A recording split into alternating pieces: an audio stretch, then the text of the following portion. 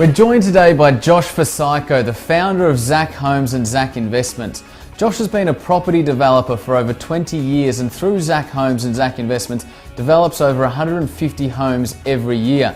We're speaking to Josh today about how he educates the average Australian on how they can also invest into property and what are some of the milestones along the way to try and achieve and some of the setbacks that we're going to try and avoid. Josh, thank you very much for joining us. Thanks, Jack.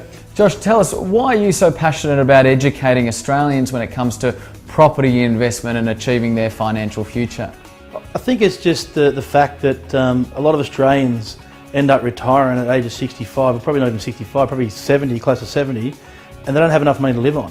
I think that's frightening. I mean, a lot of Australians retire on $71,000, and that doesn't have to happen like that. I mean, if people take action a lot earlier, they can change their outcomes.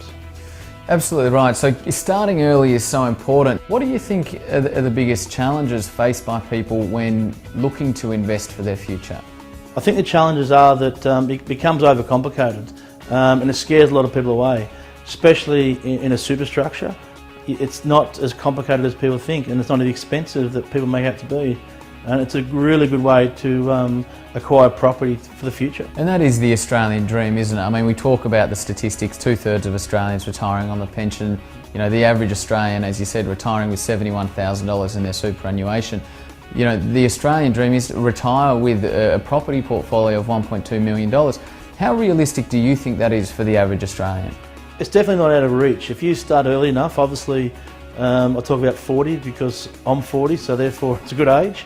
But if they start at 40 years of age, they've got 25 years. I mean, but some people start at 50, 55, and I still think they can acquire one or two properties in a period of 10 or 15 years. And that's an important point, isn't it? Because some people at the age of 40 might be thinking, oh, it's too late to start investing now, but really it's not. You only need 20, 25 years and you think you'll be able to build a good portfolio. It is. The sooner that you start, the more you'll have for your future, because it's like you can't reverse back the clock. When you turn 65 or 67, you go to retire, whatever you're left with, and statistics say it's $71,000, you're left with that much money for a good part of 20, 25 years. So I think that the earlier you start, the more you've got, which would be a lot better for your retirement living. So Josh, I understand that through ZAC Investments, you guys have developed the 7 keys to property investment. Can you walk us through what each of them are? Yeah, sure, Jack. Number 1, getting started. You don't want to keep putting it off. You want to take some action. Any little action is better than no action. Number 2, build your team. You've got to surround yourself with the right advisors. You've got accountants that can set up the self-managed super fund but can't advise. Financial planners that can advise but can't set it up. So build your team is critical. Number 3, get it right. You've got to know the best structure for you. I mean, self-managed super fund is a structure. There's also negative geared. I mean, it depends on the actual person's income and their financial situation at the time. Number 4 is understand the market. You need to buy low. If a property's not going to go up in value, it's no good if you bought too much above the value of it. So buy low is very critical. Understand the cycles of property market and how they move upwards and get more for your dollar. Number 5, you need to learn from someone else's mistakes and don't make those same ones. Look at real life case studies and you'll find a lot of those in investment magazines and some books. Number 6, the right price. Don't pay too much and make sure you get it right. Number 7, set and forget. Having secured your investment property and installed your tenants, there's nothing more to do. It's a lot easier than watching the share market go up and down every day. Talk to us about how important is it to go direct to the builder rather than through all the other companies that are usually in the food chain? Going direct is a lot better for the purchaser.